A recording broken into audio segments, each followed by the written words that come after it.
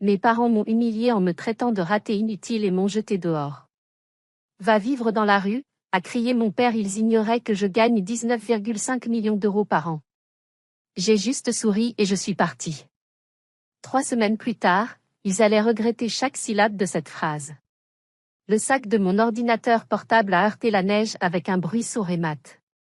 Mon père, Gervais, se tenait dans l'embrasure de la porte, le visage pourpre de colère, contrastant violemment avec le tourbillon blanc du blizzard qui s'abattait sur Belfort ce soir-là. Derrière lui, ma mère, Micheline, n'a même pas levé les yeux de son téléphone. Elle était trop occupée à liker les photos Instagram de ma sœur, Sidonie, probablement en train d'admirer la vie factice que nous financions tous. Je n'ai pas supplié. Je n'ai pas pleuré. J'ai juste épousseté la neige du cuir de ma sacoche. Puis je l'ai regardé et j'ai souri. Ce n'était pas un sourire gentil. C'était le sourire d'un propriétaire réalisant qu'un locataire vient de violer son bail de manière irréversible. Je me suis retourné et j'ai marché droit dans le froid glacial, vers ma vieille Peugeot 206 garée dans l'allée. Avant de vous raconter exactement comment je leur ai fait regretter cette nuit glaciale, laissez un commentaire ci-dessous pour me dire d'où vous écoutez cette histoire et quelle heure il est chez vous en ce moment. J'aimerais vraiment savoir qui fait partie de notre communauté et si vous avez déjà ressenti ce genre de froid, celui qui ne vient pas de la météo, mais de votre propre famille. La plupart des gens, dans une tempête de neige pareille, cherchent un abri. Moi, je cherchais un signal. J'ai conduit ma voiture cabossée, dont le chauffage peinait à dégivrer le pare-brise, loin de ce pavillon de banlieue qui avait été ma prison pendant tant d'années. La raison de mon expulsion ? Sidonie, ma sœur cadette de 27 ans, avait décidé qu'elle avait besoin de ma chambre. Elle se lançait dans une nouvelle carrière d'influenceuse et de coach de vie, et selon elle, elle avait besoin d'un studio dédié pour ses live streams et ses vidéos TikTok. Mes parents, toujours prêts à satisfaire ses moindres caprices, avaient acquiescé. Après tout, à leurs yeux, j'étais Armelle, 32 ans, la vieille fille célibataire qui passait ses journées enfermée à taper sur un ordinateur. Pour eux, je ne faisais rien de mes journées. Ils appelaient ça « jouer à l'ordinateur ». Ils me disaient souvent « Regarde ta sœur, elle est dynamique, elle rencontre des gens, elle a de l'ambition. Toi, tu es une plante verte. » Ce soir-là, Gervais avait explosé. « On en a assez de te nourrir à rien faire », avait-il hurlé, sa voix couvrant le hurlement du vent. Sidonie a besoin d'espace pour construire son avenir. Toi, tu es un poids mort. Prends tes affaires et dégage. Va vivre dans la rue, peut-être que le froid t'apprendra la valeur du travail réel. La valeur du travail réel. L'ironie était si forte qu'elle avait un goût métallique dans ma bouche.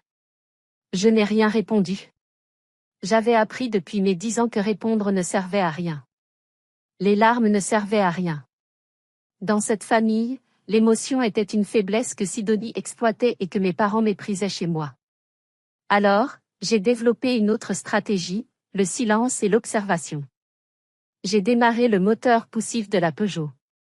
Le voyant de la réserve d'essence clignotait, mais ce n'était pas grave. J'avais assez de carburant pour atteindre mon véritable chez-moi. Pas un abri de fortune, pas un hôtel miteux. Je me dirigeais vers les montagnes des Vosges. Alors que je quittais la ville, voyant les lumières de Belfort s'estomper dans le rétroviseur, une étrange sensation de légèreté m'a envahi. Ils pensaient m'avoir puni. Ils pensaient m'avoir jeté au loup. Ils ne savaient pas que j'étais le chef de la meute. Ils venaient de fermer la porte sur la seule personne qui maintenait leur château de cartes debout.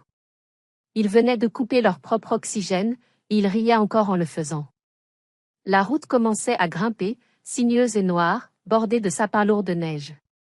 C'était dangereux pour n'importe qui d'autre, mais je connaissais chaque virage. Je montais vers mon sanctuaire.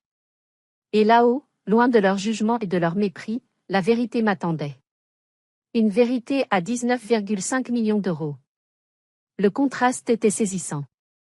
Je venais de quitter une maison de banlieue mal isolée, remplie de meubles prétentieux mais bon marché, pour arriver devant un portail en acier massif, caché au bout d'un chemin forestier privé.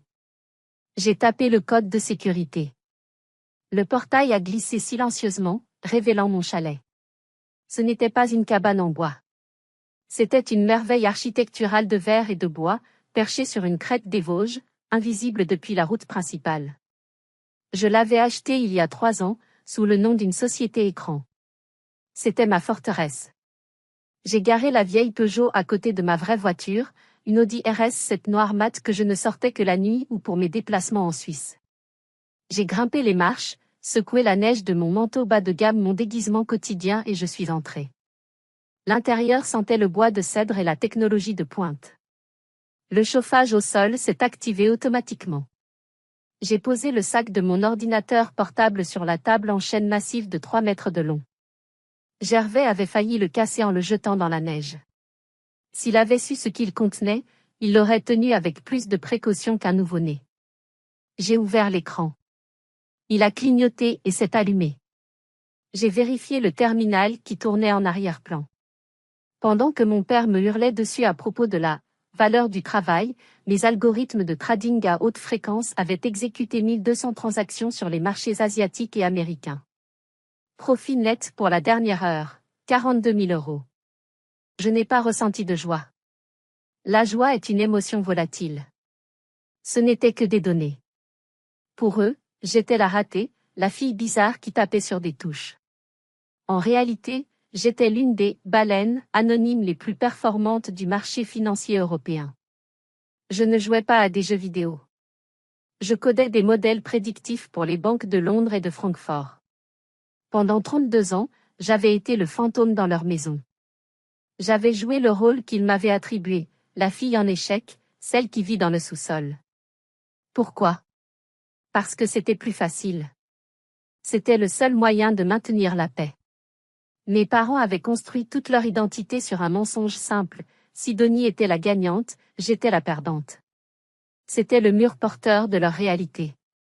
S'ils avaient su que je gagnais plus en une journée que mon père en 3 ans de carrière, leur monde se serait effondré. Leur investissement émotionnel et financier massif sur Sidonie aurait été vain. Pour protéger leur ego, ils avaient besoin que je sois petite pour qu'ils puissent se sentir grands. Alors, je les ai laissés faire. Mais ce qu'ils ignoraient aussi, c'est que je les nourrissais. Chaque mois, depuis 5 ans, j'avais mis en place une structure complexe via une société écran appelée Alsace Investissement.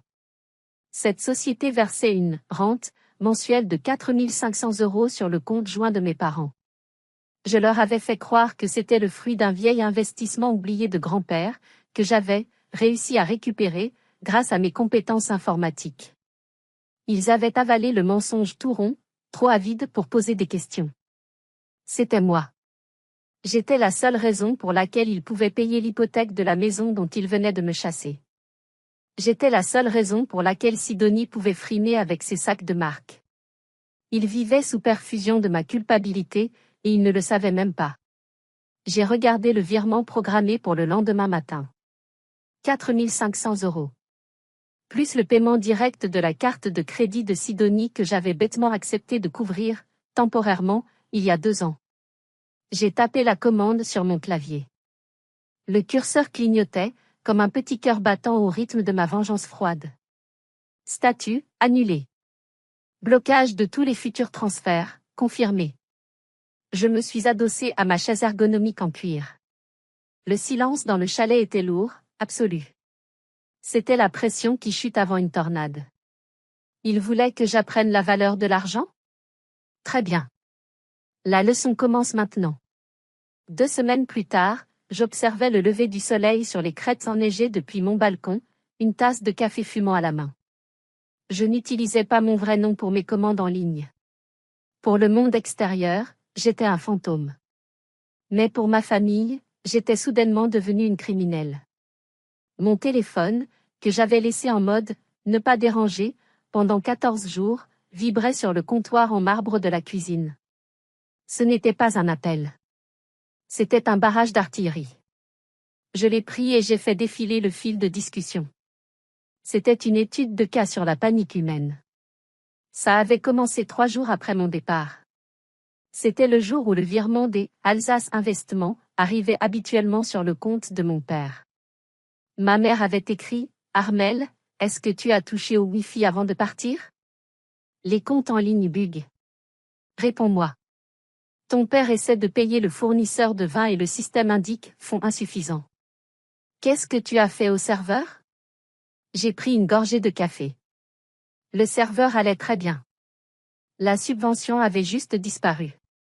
Au 7e jour, le ton était passé de l'agacement à l'accusation pure et simple. Mon père avait écrit, tout en majuscules, When c'est que tu as piraté les comptes. C'est la seule explication. Remets l'argent ou j'appelle la police. Tu penses que c'est un jeu? Sidonie pleure parce que sa commande de sac a été rejetée. J'ai éclaté de rire. Un son sec et bref. Ils croyaient vraiment que je les piratais. Leur cerveau ne pouvait tout simplement pas traiter l'alternative. Dans leur récit, Gervais était un patriarche avisé et j'étais la déception technologique. Il était plus facile pour eux de croire que j'étais soudainement devenue une cybercriminelle de génie plutôt que d'admettre qu'ils vivaient de ma charité depuis une demi-décennie. Et puis, il y avait les messages de Sidonie. Tu es vraiment une garce jalouse, Armelle. Bloquer mes cartes? Sérieusement? Je travaille, moi. J'ai une image à tenir. Rétablis l'accès tout de suite ou je dis à tout le monde ce que tu as fait. Tu travailles? J'ai ouvert une nouvelle fenêtre sur mon écran géant et j'ai accédé aux données publiques de son entreprise d'événementiel, Sidonie Events.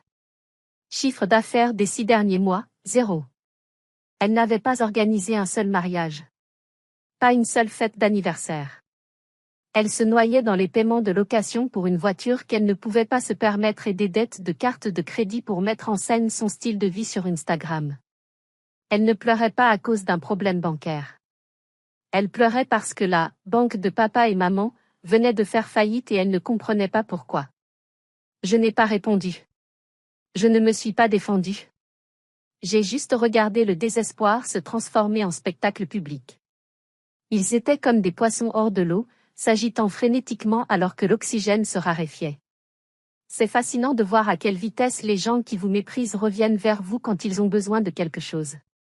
Mais ce qui est encore plus fascinant, c'est leur incapacité totale à demander poliment. Ils exigeaient. Ils menaçaient. Comme s'ils avaient encore un levier de pouvoir sur moi. Si vous étiez à ma place, qu'auriez-vous fait? Auriez-vous eu pitié d'eux? Auriez-vous rétabli le virement pour éviter le drame? Ou auriez-vous laissé le robinet fermé? Dites-moi dans les commentaires ce que vous auriez fait face à une telle ingratitude. Je regardais mon téléphone vibrer à nouveau. Un appel de ma mère. Je l'ai laissé sonner jusqu'à ce qu'il s'arrête. Il voulait que je vive dans la rue? Eh bien, métaphoriquement, c'est lui qui commençait à sentir le bitume froid sous leurs pieds. Ma mère, réalisant que les menaces privées ne fonctionnaient pas, avait décidé de porter son spectacle sur la scène publique. J'ai ouvert Facebook. C'était là, posté il y a 2 heures. Une photo de Micheline et Sidonie, trinquant avec des coupes de champagne datant d'il y a 1 an, l'air radieux et lourdement filtré. La légende disait, c'est déchirant quand on nourrit un enfant, qu'on lui donne un foyer, et qu'il se retourne et mord la main qui le nourrit. Les serpents finissent toujours par se révéler. Ma propre fille, Armelle, a saboté nos comptes par pure jalousie envers sa sœur. Prions pour qu'elle retrouve une conscience. Hashtag famille brisée / traîtrise # mère courage. 74 likes. 30 commentaires de ses amis du club de bridge et de la paroisse, disant des choses comme « Sois forte, Micheline, certains enfants n'ont aucune gratitude » ou « Quelle honte, à son âge ». C'était une masterclass en contrôle narratif. Elle m'humiliait publiquement pour avoir mordu la main qui nourrit, tout en m'envoyant frénétiquement des SMS en privé parce que ma main avait arrêté de les nourrir. L'hypocrisie n'était pas surprenante. Elle était structurelle. J'ai posé le téléphone. La plupart des gens auraient ressenti l'envie irrésistible de commenter, de poster les reçus bancaires, de hurler la vérité dans la section commentaires et de brûler toute leur façade. J'avais les preuves juste là, à un clic de souris. Je pouvais les humilier instantanément. Mais je ne l'ai pas fait. La colère est une marchandise volatile. Si vous la dépensez par petites rafales, elle perd de sa valeur. Vous devez l'économiser, la faire fructifier, et l'investir là où elle offre le rendement le plus élevé. Une guerre de commentaires sur Facebook est un investissement à faible rendement. C'est vulgaire. C'est inefficace. J'avais quelque chose de beaucoup plus grand en tête. J'ai ouvert ma boîte mail sécurisée et j'ai composé un message à la seule personne de ma famille qui n'était pas délirante, mon cousin Tanguy. Il était expert comptable judiciaire à Strasbourg. Le cousin ennuyeux, dont tante Micheline se moquait parce qu'il conduisait une vieille Volvo et ne portait pas de montre de luxe. Il était méticuleux, honnête, surtout, il détestait les menteurs. Objet, demande d'audit. Tanguy, j'ai besoin que tu examines les livres de compte, et pas seulement ceux de l'entreprise. Tout. Je veux savoir où est passé l'argent. Je soupçonne des irrégularités majeures. Facture-moi ton tarif standard plus 50% pour la rapidité. C'est urgent. J'ai appuyé sur « Envoyer ». Il voulait m'accuser de piratage? Très bien. Je ne les piraterai pas. Je les auditerai. Et je prendrai tout. La comptabilité judiciaire est juste une autopsie pour l'argent. Vous ouvrez le grand livre et vous voyez ce qui a réellement tué le patient. Pendant que j'attendais la réponse de Tanguy, je suis allé sur le profil de Sidonie. Elle venait de poster une story. Elle était dans une boutique de luxe, essayant des chaussures. Shopping Therapy, avait-elle écrit. Mais en regardant de plus près, j'ai vu qu'elle était dans la cabine d'essayage, prenant des photos, mais qu'il n'y avait aucun sac d'achat à ses pieds. Elle créait du contenu avec des produits qu'elle ne pouvait plus acheter. C'était pathétique. C'était leur vie, une coquille vide, brillante à l'extérieur, pourrie à l'intérieur. Et j'étais sur le point de donner un grand coup de marteau sur cette coquille. Tanguy est arrivé le lendemain soir. Il avait l'air déplacé dans l'opulence de mon chalet, serrant sa mallette usée comme un bouclier contre tant de richesses inattendues. Il ne connaissait pas l'étendue de ma fortune jusqu'à il y a 10 minutes, quand je lui avais fait signer un accord de confidentialité et montré mes relevés bancaires. Il s'était étouffé avec son eau. Armel, avait-il chuchoté, ses yeux écarquillés derrière ses lunettes épaisses. C'est de l'argent institutionnel. Tu es une baleine. Je suis un fantôme, ai-je corrigé. Et j'ai besoin que tu hantes mes parents. Je lui ai donné les clés d'accès au serveur des Alsace Investissement, la société écran que j'utilisais pour leur envoyer de l'argent. Mais je lui ai aussi donné autre chose, l'autorisation de creuser dans les registres publics et les rapports de crédit associés à la SCI, Société Civile Immobilière, de mon père. Je veux savoir pourquoi, ai-je dit en lui versant un verre de vin. Je leur envoyais 54 000 € par an, net d'impôts. La retraite de papa fait encore 20 000. Sidonie prétend qu'elle ferme des contrats à 5 chiffres. Pourquoi le gel des avoirs a-t-il provoqué un effondrement en 3 jours? Il devrait avoir des réserves. Tanguy a ajusté ses lunettes. Le choc de ma richesse s'estompait, remplacé par la concentration du chasseur. C'était son élément. Donne-moi 48 heures, a-t-il dit. Il ne lui en a fallu que 24. Le lendemain soir, Tanguy a levé les yeux de son ordinateur portable. Son visage était pâle sous la lumière crue de la lampe de bureau. Armel, a-t-il dit, la voix serrée. Tu dois voir ça. Qu'est-ce qu'il y a? Papa a recommencé à jouer au casino? Non, dit Tanguy. C'est pire. Ce n'est pas juste de la mauvaise gestion. C'est créatif. Et frauduleux. Il a tourné son écran vers moi. Il avait tracé les paiements d'Alsace Investissement. Tu pensais que cet argent allait au remboursement de l'hypothèque de la maison? Ce n'est pas le cas.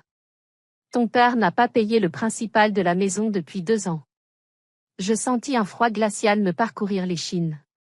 Il ne paie que les intérêts? Exactement. Juste assez pour que la banque ne saisisse pas la maison.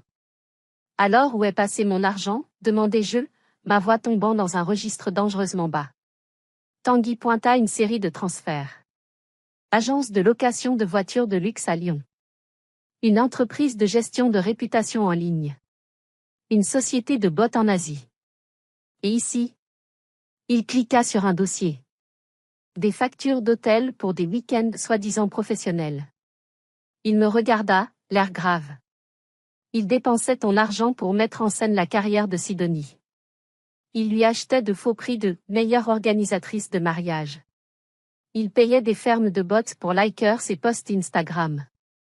Armel, ils n'étaient pas juste fauchés. Ils investissaient tout ce que tu leur donnais dans une pyramide de Ponzi appelée le succès de Sidonie. J'ai regardé les chiffres. C'était une usine de mensonges alimentée par mon travail. Mon père avait hypothéqué leur avenir pour financer les illusions de ma sœur. Continue de creuser, dis-je. Je veux le coup de grâce. Tanguy hésita. Il y a encore une chose. Un retrait d'un compte que je n'ai pas reconnu tout de suite. Un compte d'épargne jeunesse. Il portait ton nom sur les documents originaux, ouverts par grand-mère. Mon sang se glaça. Le fonds d'études de mamie. Je n'y avais pas touché. Je l'avais oublié. Combien ? 28 500 €, dit Tanguy. Retiré il y a 3 semaines. Juste avant qu'ils ne te mettent dehors. Et la signature, demandai-je, sachant déjà la réponse. Elle a l'air tremblante. Ce n'est pas la tienne, Armel. C'est une imitation. Où est allé l'argent ? Ma voix était calme, trop calme. C'était le calme de l'œil du cyclone. Tanguy a cliqué sur un fichier. C'est la partie qui va envoyer quelqu'un en prison. Il a tourné l'écran pour que je puisse voir les détails du virement bancaire. Bénéficiaire, cabinet d'avocats Dupuis et associés. Compte séquestre. J'ai froncé les sourcils. Des avocats ? Pourquoi ? J'ai fait des recherches croisées, dit Tanguy en tirant un nouveau document. Sidonie a été menacée de poursuite il y a un mois par un couple de jeunes mariés, les Martin. Elle leur avait vendu un forfait mariage, luxe tout compris, dans un château. Et le château n'existait pas. Enfin, il existait, mais Sidonie n'avait jamais fait la réservation. Elle a pris leur acompte de 15 000 € et l'a dépensé en vêtements et en voyages.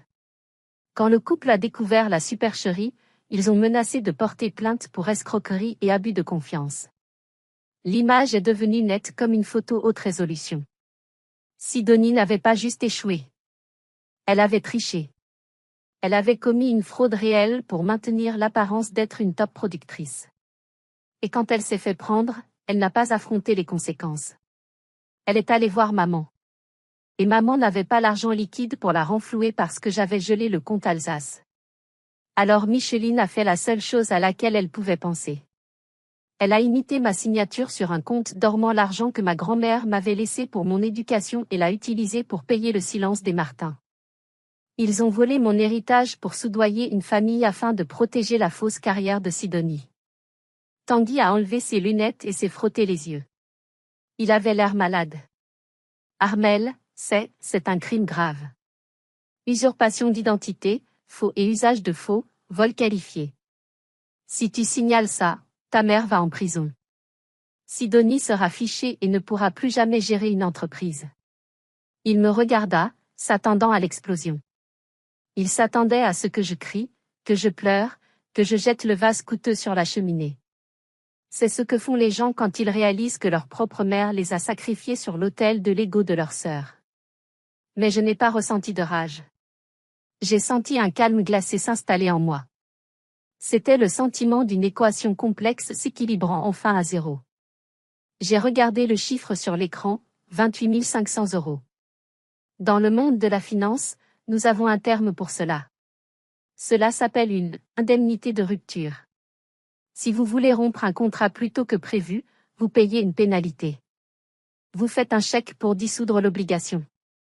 Ça fait mal de le payer, mais une fois le chèque encaissé, vous êtes légalement libre. Vous vous en allez. Plus de réunions. Plus de responsabilités. Pendant 32 ans, j'avais payé une taxe émotionnelle pour faire partie de cette famille. J'avais payé avec mon estime de soi. J'avais payé avec mon silence. J'avais payé avec les transferts mensuels secrets. Mais ce vol, c'était la facture finale. C'est la taxe de sortie, dis-je doucement. Tanguy leva les yeux. Quoi ? Ils ont pris 28 000 balles. C'est beaucoup d'argent. Mais pense à ce que j'achète avec ça, Tanguy. Je me suis levée et j'ai marché vers la baie vitrée, regardant les sapins noirs.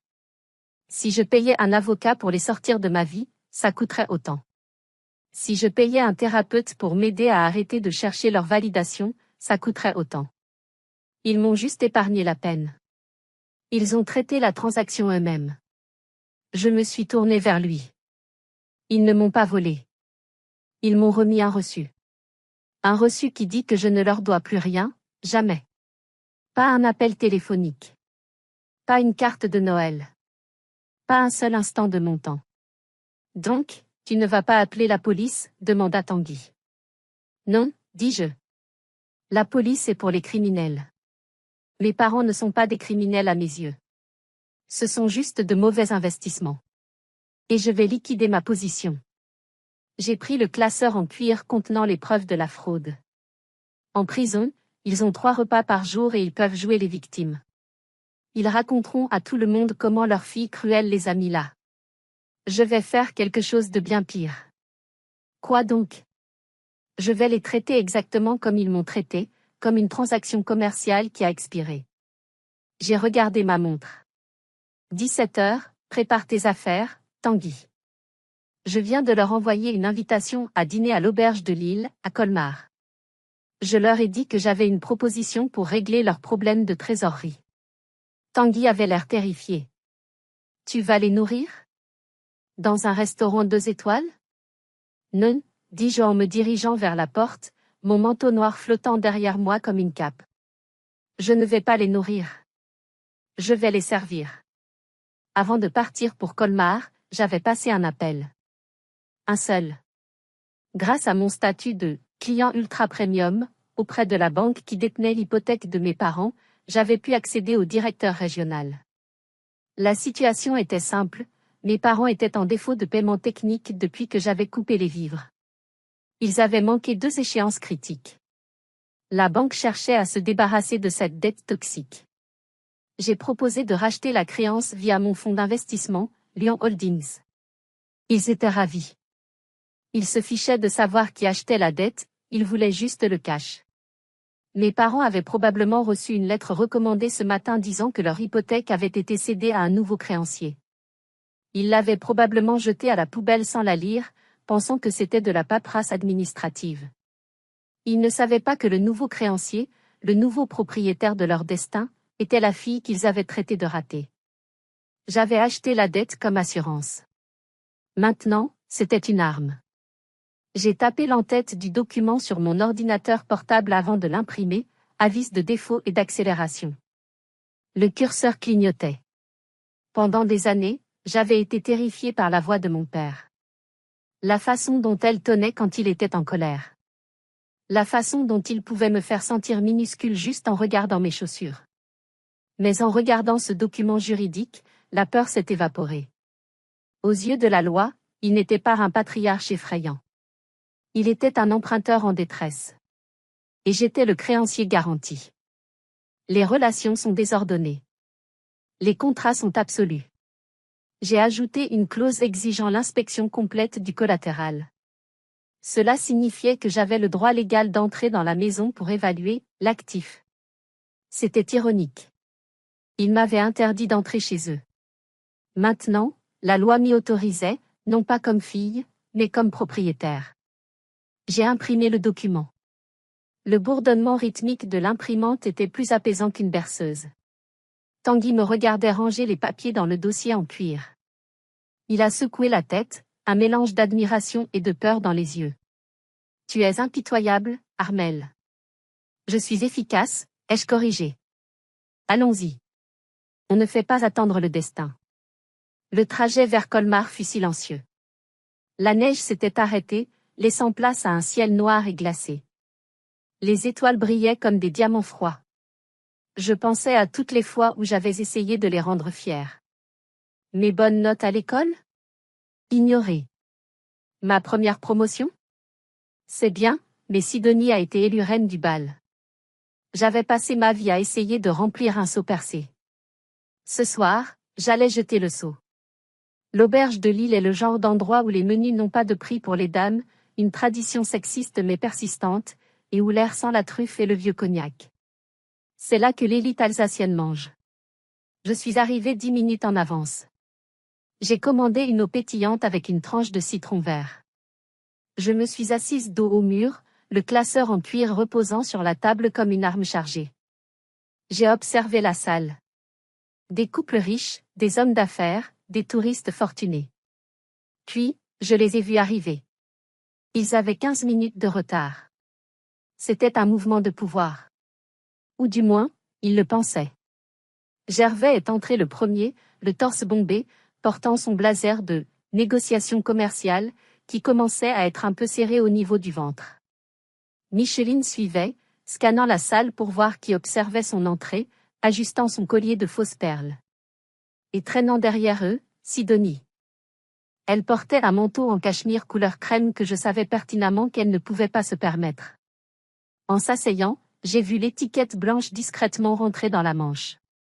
Elle prévoyait de le rendre demain. C'était tellement typique. Emprunter du luxe pour masquer la faillite. Ils se sont glissés dans la banquette en face de moi. Ils n'avaient pas l'air effrayés. Ils avaient l'air suffisants. Ils pensaient que j'étais là pour me rendre. Dans leur esprit, j'étais la fille qui avait fait une crise, qui avait eu froid, et qui avait réalisé qu'elle ne pouvait pas survivre sans eux.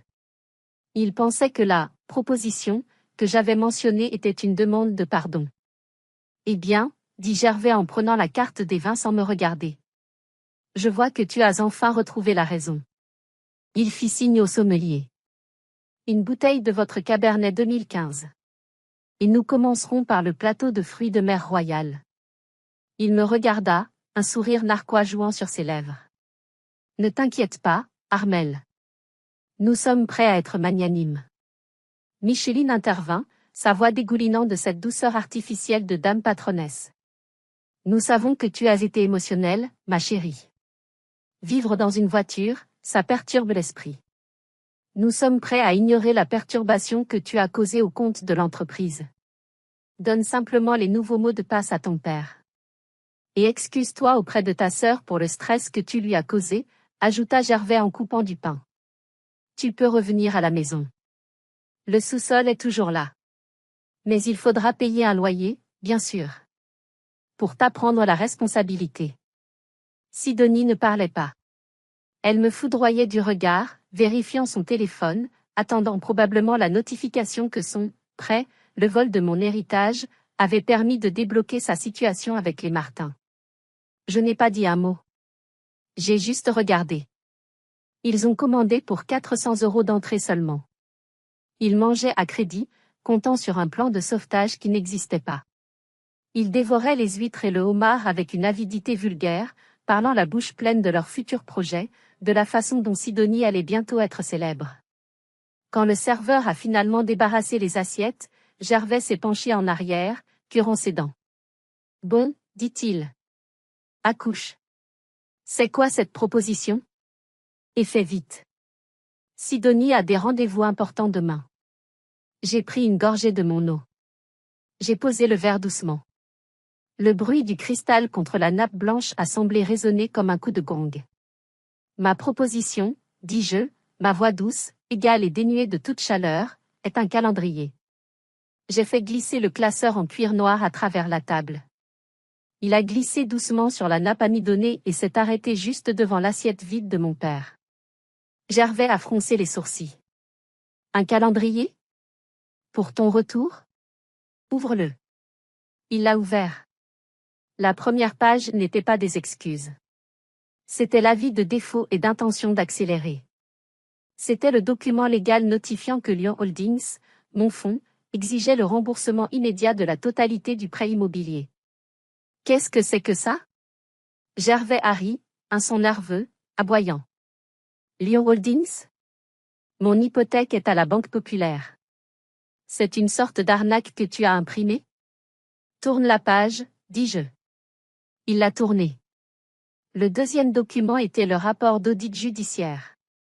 Il montrait le virement de 28 500 € du compte de garde de ma grand-mère vers le compte séquestre des avocats Dupuis. Il était surligné en jaune fluorescent. Micheline a halté. Sa main a volé à sa bouche. Elle a reconnu le numéro de compte. Ses yeux ont croisé les miens, et pour la première fois, j'y ai vu de la terreur pure. Et le suivant, dis-je. Gervais a tourné la page. Son visage est passé du rouge au gris cendre, une teinte terrifiante qui rappelait la boussole. C'était ma déclaration fiscale de 2024. La ligne du « revenu net imposable » était encerclée à l'encre rouge. 19 542 000 €. Le silence qui est tombé sur la table était absolu. C'était le bruit de l'oxygène quittant une pièce. Le bourdonnement du restaurant semblait s'évanouir. Sidonie s'est penchée pour regarder le chiffre, ses yeux s'écarquillant jusqu'à ce que je pense qu'ils allaient se déchirer. « Toi » bégaya Gervais. « Toi » c'est faux. C'est déposé aux impôts, dis-je. Contrairement à tes dépenses d'entreprise, tout ceci est vérifiable. Je me suis penché en avant. Je n'ai pas élevé la voix. Je n'en avais pas besoin. La vérité n'a pas besoin de crier pour être entendue. Pendant 2 semaines, vous m'avez accusé de pirater vos comptes. Vous avez dit à tout le monde que je sabotais votre gagne-pain. Vous aviez tort. J'ai pointé un doigt manicuré vers le classeur. Je n'ai pas piraté vos comptes, papa. J'étais votre compte. Chaque paiement d'hypothèque, chaque location de la voiture de Sidonie, chaque frais de consultation chanceux. C'était moi. C'était ma charité qui vous maintenait à flot parce que vous êtes incapable de générer de la richesse réelle. J'ai regardé Micheline. Elle tremblait comme une feuille. Ses fausses perles cliquetaient doucement contre son cou. Et toi, dis-je. Tu as volé mon héritage pour couvrir la fraude de Sidonie. C'est un crime, maman. Faux et usage de faux. Abus de confiance. Je pourrais t'envoyer en prison ce soir avec un seul appel téléphonique. Micheline a commencé à pleurer. De vraies larmes, cette fois. Des larmes de peur. Armelle, s'il te plaît. Nous sommes une famille. Tu ne ferais pas ça à ta propre mère. Non, dis-je. Nous ne le sommes pas. La famille ne vole pas. Les parasites volent. Et je viens de fumiger la maison. Sidonie a soudainement retrouvé sa voix. Mais si tu as autant d'argent, a-t-elle couiné, sa voix montant dans les aigus, alors 28 000 € ne sont rien pour toi. Pourquoi tu en fais tout un plat? Tu es riche. Tu devrais nous aider. C'est ton devoir. J'ai ri. C'était incroyable. Même face à l'évidence de leur méchanceté, son réflexe était encore l'avidité. Mon devoir? Je me suis levée lentement. Mon seul devoir est envers moi-même. Et vous avez échoué à votre devoir de parent. J'ai tapoté le document d'hypothèque. Vous avez 30 jours pour quitter la propriété. Elle appartient à Lyon Holdings maintenant, ce qui signifie qu'elle m'appartient. Si vous n'êtes pas parti le 1er du mois, le shérif vous expulsera.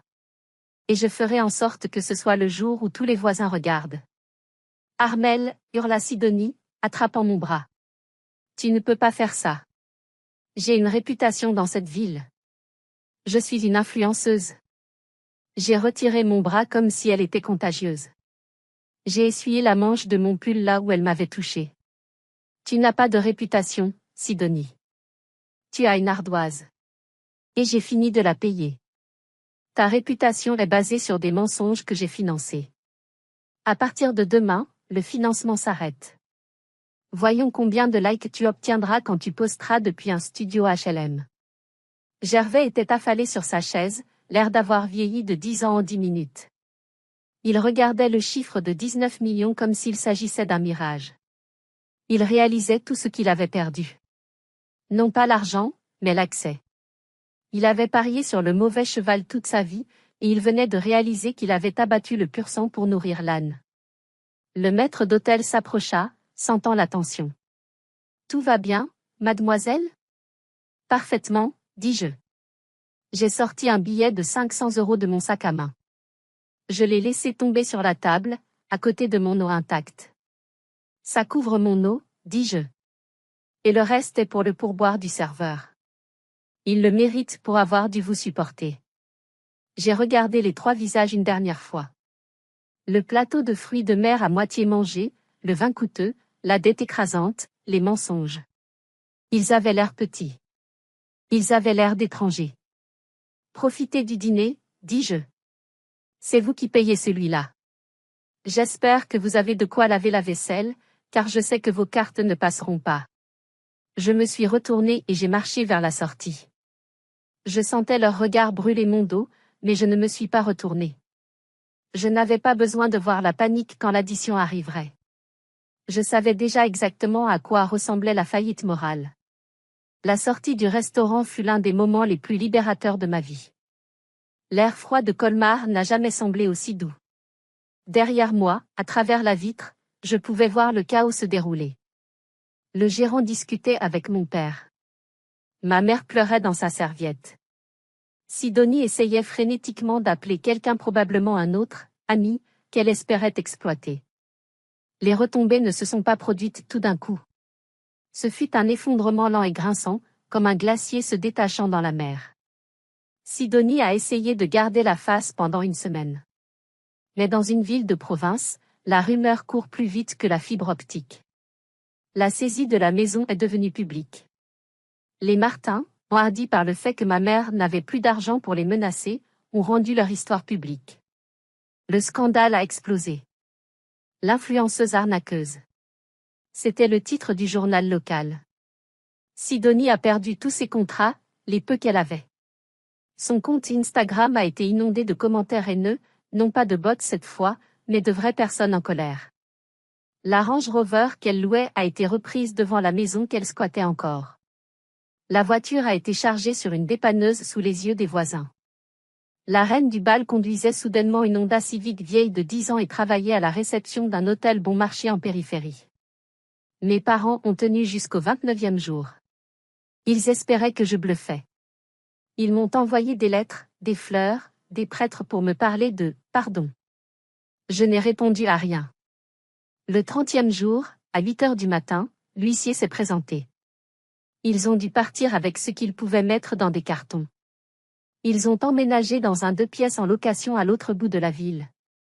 Ce n'était pas un endroit horrible, vraiment. C'était parfaitement adéquat pour des retraités moyens. Mais pour des gens qui avaient construit toute leur identité sur l'apparence de la richesse, adéquate, était un sort pire que la mort. Gervais a dû vendre sa collection de montres pour payer la caution. Micheline a perdu sa place au club de bridge non pas parce qu'elle était pauvre, mais parce que les ragots sur le vol de mon héritage avaient fait d'elle une paria sociale. Je ne suis pas restée pour regarder. Je n'ai pas conduit devant leur nouvelle adresse pour jubiler. Ce n'était pas nécessaire. J'ai vendu la maison de Belfort une semaine après leur départ. Je l'ai vendue à un jeune couple d'architectes qui allait la rénover complètement. Je voulais que chaque trace de mon enfance malheureuse soit effacée, poncée, repeinte.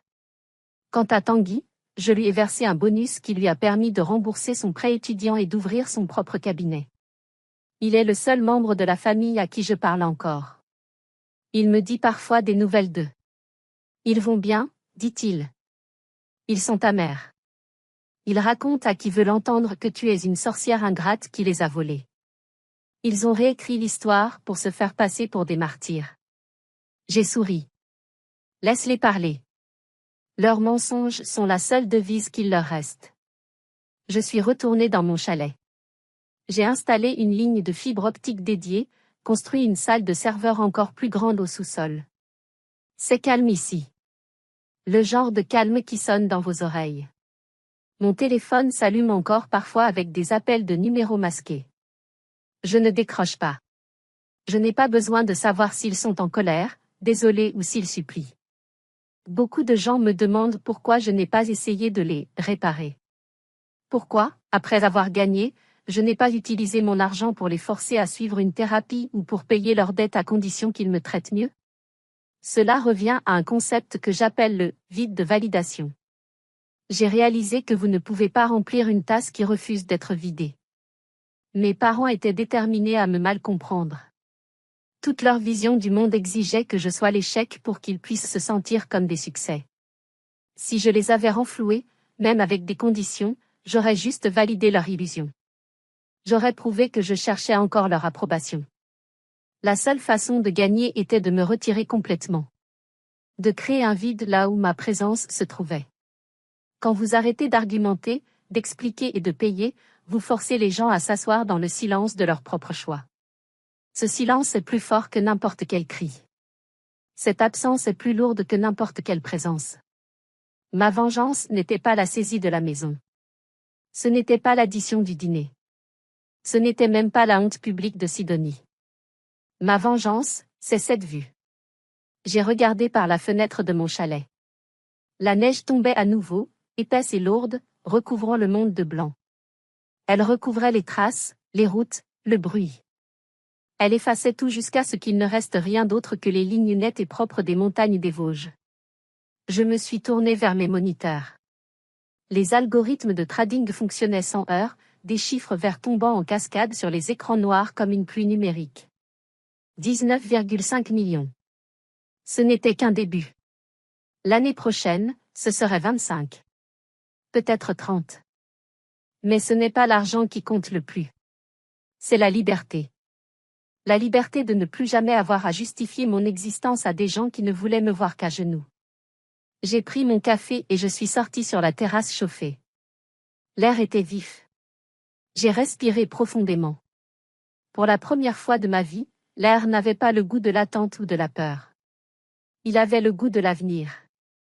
J'ai pensé à cette jeune femme qui marchait dans la neige avec son sac d'ordinateur, terrifiée mais déterminée.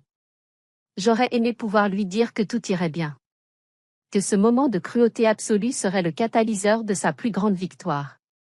Parfois, il faut être brisé pour se reconstruire correctement.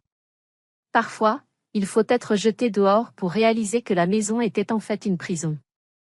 J'ai entendu dire que Sidonie essaie de lancer une chaîne YouTube maintenant, racontant comment elle a survécu à un traumatisme familial. Elle a 50 abonnés. Je ne suis pas l'un d'eux. Je n'ai plus de haine. La haine demande de l'énergie. L'indifférence est gratuite. Et je suis devenu très riche en ne gaspillant pas mes ressources. Si vous écoutez encore, je veux que vous entendiez ceci. C'est la partie la plus importante de mon histoire. Arrêtez de vous disputer avec des gens qui sont déterminés à ne pas vous comprendre.